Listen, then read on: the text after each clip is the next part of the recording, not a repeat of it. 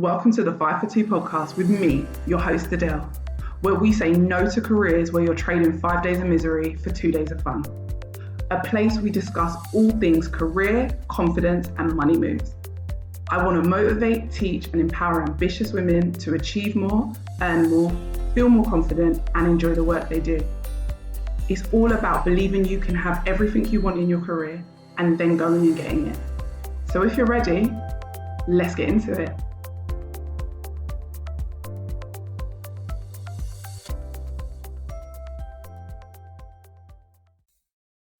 Hey everyone, welcome to another episode, and it's a big one.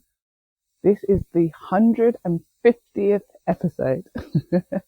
I am super excited because when I started the podcast, I didn't even think I'd be able to do 10 episodes. I didn't even think I'd be able to do 5, let alone 150. When I started back in 2021, I only used to do like 1 episode every couple of weeks or once a month. Then I started to increase it. Now I do podcast episodes almost every week, apart from when I'm on summer break or when I have a break between seasons. Thank you to everyone who has listened from the start, who is dedicated, who's listened to every episode, the people that message me to thank me, the people that have used the advice to move their career forward, move their life forward, to access the things that they've wanted. And I feel like today's episode is fitting. Just for all you guys, for everyone who's got a dream career, a dream life, everyone who's on their journey to build that and they're using this podcast to get them there. Everybody who listens to this and knows we are not trading 5 days of misery in a job we hate just to get to 2 days of fun on the weekend. We're not trying to every day want to just escape from life and only enjoy life on the weekends. We want to enjoy life every single day. So I just want to thank you again. 150, here we go. Let's talk about dream job versus dream life, okay? Because I speak to so many people who are like, I want my job to fulfill me. I don't feel fulfilled. I'm not happy in my job. And because of that, I don't feel fulfilled in life. And I want to talk about that because you should enjoy your job. This podcast is based on that. You should enjoy your job. You should enjoy the money that it gives you. However, not everyone will have a job where it's the best thing they've ever done and they feel fulfilled. Their job brings them fulfillment. And when you think about life, why would you want just your job to bring you fulfillment? Your job is not your identity. Yes, this is a career podcast, but I tell you guys all the time, your job should help you build your dream life. Your job should be a part of your dream life, but not the whole thing. It should be a portion of the things you want in life. Your job is not your identity. I'm saying it again because it needs to sink in. Someone needs to hear this. Your job is not your identity. If someone took your job away tomorrow, you are still an amazing person. You are still kind. You are still a great mom, a great dad. Whoever you are in life, your job does not define you as a human. Your job is what you do, not who you are. So when we talk about, I don't feel fulfilled in my job, my question is this. When last did you think about what made you happy outside of your job and making money?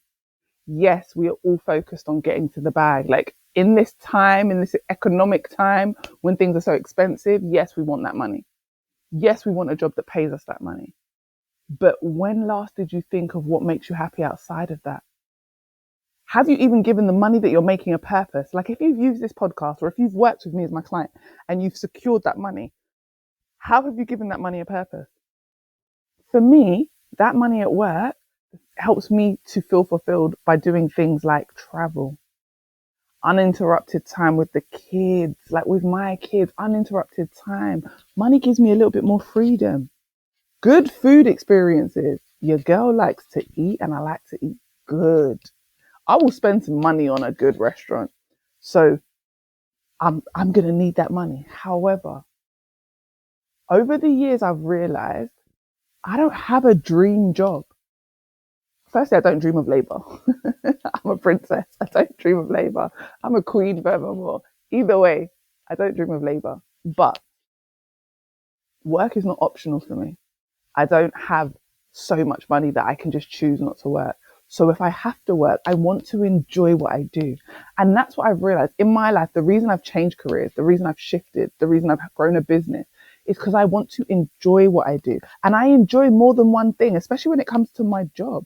You guys know I work 2 days a week in my 9 to 5, where I'm doing human resources and I'm doing that area and I'm managing people and I'm loving it. And then in my business, I get to do my podcast and I get to work with clients and I get to help people upgrade their lives, upgrade their careers, their confidence, their bank balance. I enjoy that. I'm lucky and blessed that I get to enjoy my job. However, can I say my job totally fulfills me? No, my kids fulfill me. If you don't feel fulfilled by your work, maybe it's not your work. Maybe life isn't lifing the way you want it to. Get a hobby.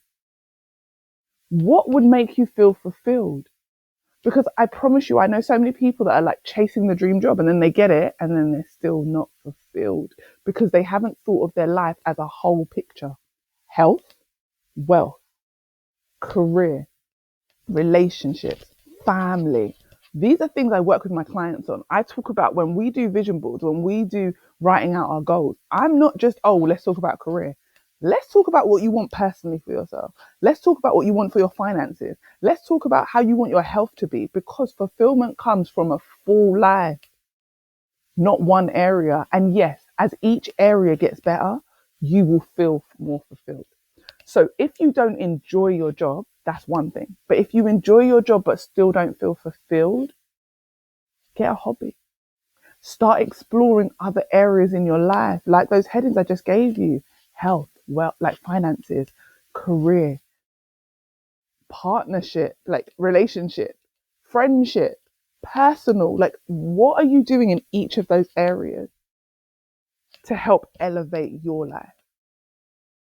Because it's okay not to have a dream job. It's okay to not know what you want to do. I'm grown and I will still tell you, I do not know what I want to be when I grow up. Right now, I love what I do. I love everything I'm doing. How do I know in 5 years I'm still going to love it? We grow, we evolve. We are not the same people we were 5 years ago, 10 years ago. Are you the same person you were at 18 now? If you're 30, are you the same person you were at 20? If you're 40, are you the same person you were at 30 or 20? No. We grow, we evolve. At 50, you might have been in a job for 20 years and suddenly hate it. Why? You've outgrown it, and that's okay. But don't outgrow something and then think the next job is going to fulfill you in every area of your life. It's not. And for those people that have secured the dream job, there are people that absolutely adore their job. They wake up and they cannot wait to get there. I can't say that I don't feel that way, because sometimes I do. Like, sometimes I wake up, I love a client call. I love being able to see the progress in my clients, helping them build confidence. I love when my clients leave me messages or reviews and tell me certain things. If you follow me on LinkedIn, you'll see that I recently posted one of my clients, Monica. She sent me this beautiful video.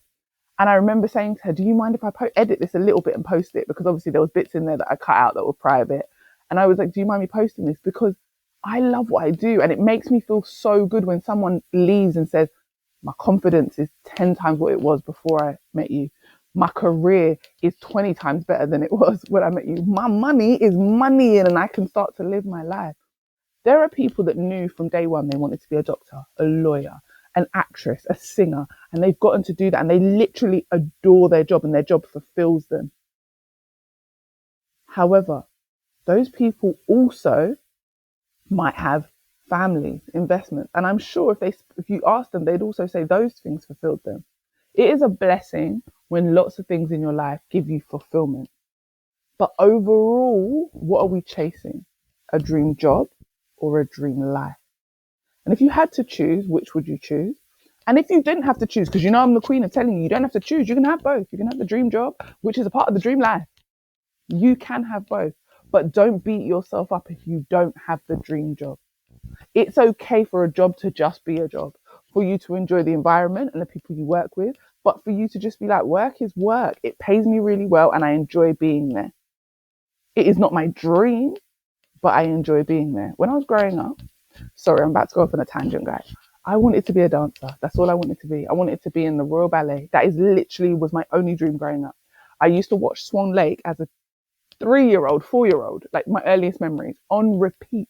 I used to watch these people on Swan Lake. And I'm going to 100% back then in the 80s, no one looked like me. There were no black girls that looked just like me. But I wanted it more than anything. Um, that also, just for people listening, shows that you don't always have to see people that look like you for you to want something. But that's a whole nother conversation. Anyway, I was obsessed. I went to dance class. I practiced. I trained. I worked really hard. And then back then, you could only be a certain height. I got heavy one year, and I wasn't that heavy, guys. But in the dance world, I was classed as heavy. I lost the weight naturally, just because I'm a kid and I was running around. Well, I was a teenager then. And then I got too tall. They were like, "You're too tall to enter into the Royal Ballet." FYI, I am only 5'8.5", just under 5'9". Now there are 6 foot ballerinas, like 6'2". There are massive ballerinas. So actually, no, at the time, I didn't know about being the exception to the rule. I didn't know that was a thing, but I was comfortable being the exception to the rule, as in someone who didn't look like me. But they told me I couldn't train anymore, so I stopped training. I gave up my dancing. I wish I hadn't, but it was one of my only dreams. Like, I felt like that would have been my dream job, like being a ballerina. But then I speak to so many dancers who are like, you can only do it for a certain period of time. You can only do it for, like, you age out very quickly. Your feet get ruined when you're a ballerina and you dance on point. So then what if you've made your career your whole life? When you can't do it anymore, what happens? How unfulfilled will you feel? So even those people who have the most fulfilling jobs in the world, one day you won't be able to do that job. So then what happens? And this is why you build a fulfilling life. How do you currently feel about your life? Outside of work and money, what is making you happy? I want everyone listening to this episode, the 150th episode, to go away and really think of bigger picture. Not what you want in the next 2 to 5 years, but what do you want in the next 10 to 20 years? What is the ultimate goal? What is the big picture? Is it a big family, a big home? Is it traveling the world, living in different apartments in different cities? Is it the romance that you want to have, find a partner and just live this romantic, international, exotic life? Like, what does the dream life look like? Is it just 2.4 kids, small house, in the countryside with your hubby? Is it single life, being the cool aunt? Again, living a quiet, comfortable life. Stop worrying about what society tells you should want. And I want you to go away and journal. Write down what you want. If you don't have a vision board, create one. Whether you do it electronically, on Pinterest, on Canva, or you do a physical one like me. I've got a physical board that I can look at and I pin things to because I like the visualization physically. I like to see it. I like to touch it. I like to read it. That's just me. Write your goals down. Make sure you get yourself a little cute notepad. Write all your goals down. And as the years pass, go back and look. Your goals are more likely to be achieved if they are written down. I don't know why, but it is a fact. It is scientific. Like, writing your goals down makes you more likely to achieve them. What does your dream life look like? Yes, maybe you have a dream job, but outside of that job, what else? It's just like when you become a mum. You have to be reminded, do not make being a mum your whole personality. Why? Because those kids are going to grow up. They're going to leave home one day. They're going to want to do things their way that you might not agree with. So if you've made your whole personality being a mum, you're going to end up disappointed. You're going to end up stressed. You're going to end up frustrated. Being a mum is a huge part of my life, a huge part of my personality, but it's not all. I'm a mother, a daughter, a sister, a coach, a career woman, a wife. I'm all the things. I feel like I'm a kind person. I'm a loving person. I'm happy most of the time. My daughter will tell you that I'm crazy and I scream at her half the time, my oldest. But she makes stuff up, so we don't listen to her. What I'm saying is you're more than one thing. And just like career and life, you're more than one thing. So when you next think about your dream job, I want you to remind yourself that you don't have to chase a dream that someone else has or someone's telling you to chase. You don't have to believe that everyone in the world has a dream job, because it's not true. Everyone's not living a dream job, but there are a lot of people using their jobs to build a dream life. So if currently your life overall doesn't feel like you're on your way to your dream, I want you to assess your career in the sense of, how is my career hindering me to get to my dream life? Usually it starts with money, because if you're not making enough money, you can't do the things outside of work that will help you create the dream life, right? That's usually the beginning. Second is something like toxic work environments. You're never going to feel like you have a dream life if you're dealing with horrible people in horrible environments that are stressing you out. Yeah? So what I want you to think about is your career hindering you? Is your career taking you away from your family so often, but family is heavy for you? Like, that's a big part of you being fulfilled. So if your job is hours away, or you have to work ridiculous hours and you never get time with your family, of course you're not going to feel fulfilled. Even if you enjoy the job, you're not going to feel fulfilled because you're working all the hours. You're not getting enough time. What I want you to look at is, how could your career be hindering your dream life? But first you have to identify what that dream life is. What is it that you want? So yeah, again, some people do not have a dream life. Listen to me. We should have a dream life. Some people do not have a dream job, but it doesn't mean they can't still build a dream life. And isn't that the goal? To have a dream life, to love our life. So yeah, this is episode 150. It was short but sweet. Thank you all for being here, for tuning in. Leave a comment, reach out to me. Let me know how the podcast has helped you, how you find it, if you enjoy it. Tell me what country you're in. Like, I am so thankful that I'm able to do this. I'm so thankful that I started this. I want to shout out Florence, who was my podcast editor previously and who encouraged me to get started and to keep going by just telling me how much the podcast helped her and how much she loved listening to it. I want to shout out Tori Gaynor, because she actually was the first person to give me the idea. She was someone I worked with years ago when she was coaching. I was in her mastermind, and she was like, when you post and you just talk about stuff, when you post stories on Instagram, when you share your expertise, when you help people, you're so engaging, and I'm sure it's helping so many people. Why don't you start a podcast? So thank you, Tori, because I wouldn't be here had you not made that suggestion. I wouldn't have even thought about it. It wasn't even in my realm of thought. So I want to thank you for that. I just want to thank you guys, all my listeners, all the people that make me want to keep doing this, all the people that I've helped, all of you that have never reached out and told me I've helped you, but I know that you're helped because I see the numbers every week of people listening, of people following. All the people who have reached out to me, the people that I've met in person randomly who have come up to me and told me how much they love the podcast, to the people that have written to me or emailed me, to those of you that I've been on calls with and you teared up because you were so thankful. I just want you to know that I see you and I appreciate you, and I'm humbled every single time someone tells me that my podcast has helped or that something I've posted has helped. So yeah, here's to 150 and here's to 150 more. Let's go. I'll speak to you in episode 151, the next one. Enjoy the rest of your week, guys. Bye.